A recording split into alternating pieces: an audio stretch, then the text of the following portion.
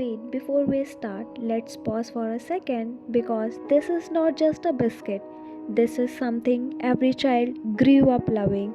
So come on, let's go back to our childhood when life was simple and Jim Jam biscuit made us happy. Today we are making those classic Jim Jam biscuit at home, eggless, nostalgic, and totally worth it. In a bowl, add cold butter and flour.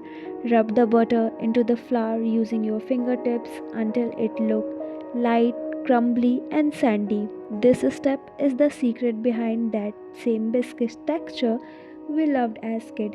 Soft, delicate, and melt in mouth.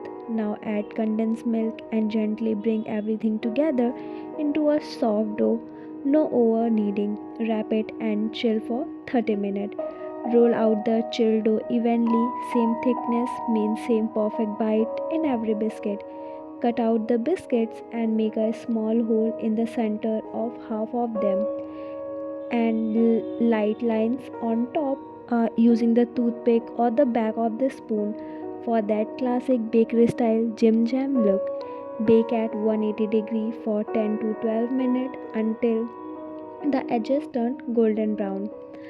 For the full detailed recipe, you can check the description or the pinned comment because I have put everything there. Jim Jam is the love of every kid, so bake and make it properly.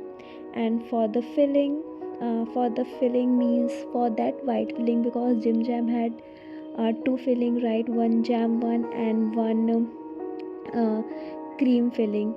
So for that cream filling in a bowl, add soft butter. Whisk it until light and creamy. Add icing sugar or the powdered sugar and a little vanilla essence and whisk again until smooth and fluffy. This simple cream tastes exactly like classic Jim Jam filling.